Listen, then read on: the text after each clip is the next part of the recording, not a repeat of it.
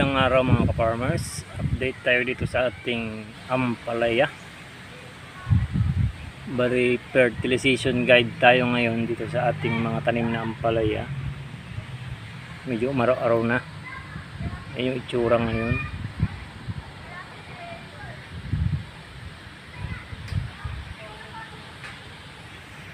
Yan.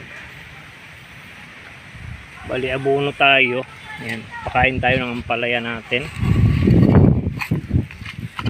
So ay nasa 19 days. Ang gamit natin ay 14 isang lata ng sardinas, tapos urea.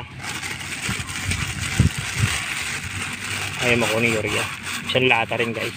Bali dalawang lata yung gamit natin ngayon. Ayan. Mixing natin dito, pakain natin dito sa ating ampalaya na bugbog sarado sa ulan. Ay nako, kaso matigas tong 14 guys. Yung urea medyo madaling matunaw. Yung 14 lang yung matigas.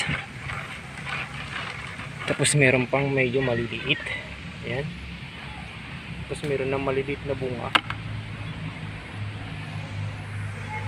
Parabas lang siyang bunga na bansot. Ay nako.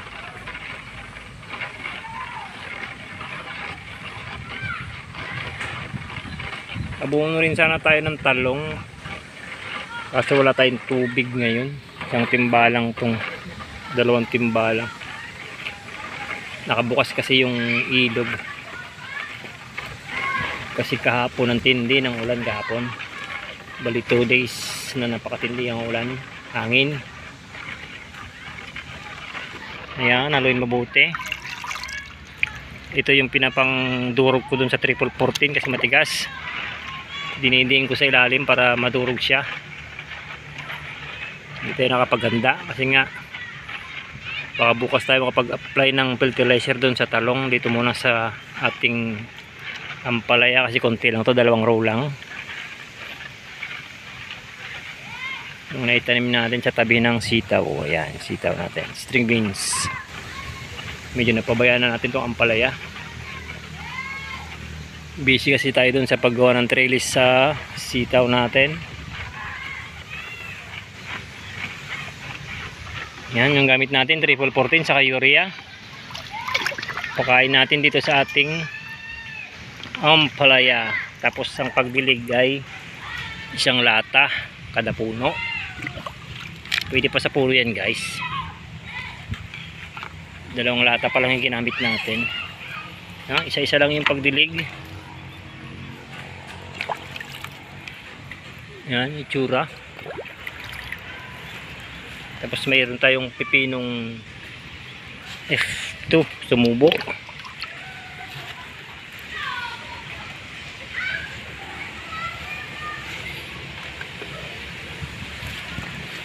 Yung ginawa natin ito, mga animal manure to. Ito yung chicken manure. Lagyan natin sa ibabaw. Ayan, itsura ng ating ampalaya ngayon na marami ng sanga, flowering stage na siya.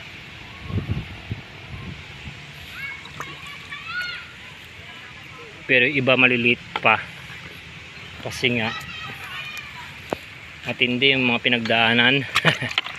Maulan, mahangin.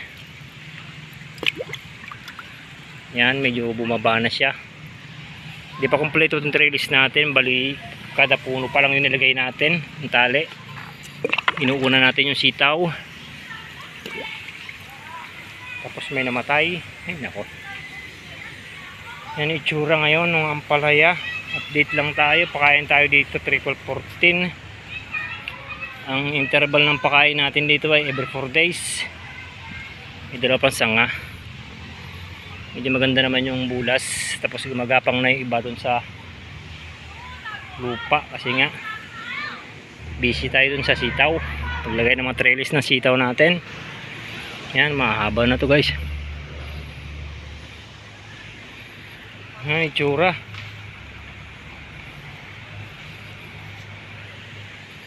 Wala pa naman tayo napapansing barako. Yan, dumadami na yung sanga. Maglalagay pa tayo dito ng tali sa pagitan. Kasi yung gapang na ay nasa lupa na, oh. Ano ba to? Ilang days na ba to? 18 days. Ano ba? 18 days, ayan. Tapos meron ng bungang palabas. 18 o 19, ganon. Halos hindi nagkakapantay yung iba. May nahuhuli talaga, no? Ay, nako. Yan. Umuuga-uga yung puno natin. Yung talong ay bukas tayo magpakain kasi nga yung ilog ay mababa, nakabukas. Muntik nang umapaw kahapon sa tindi ng ulan. Ayan, buti hindi tayo binaha. Ay nako, yun na nakakatakot. Doon na yung bahin uli. Nagsisimula pa lang, babahin na naman. Ay, boss out lahat, no?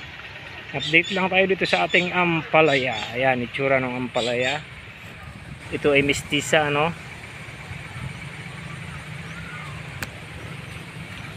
Yung mga talbos ay malalaki na talaga sa baba, oh. Baka hindi tayo magpuruning dito, patuloy natin kasi may konti lang tong tanim natin para lumago. Ayan. Kasi pag nagpruning tumutubo rin.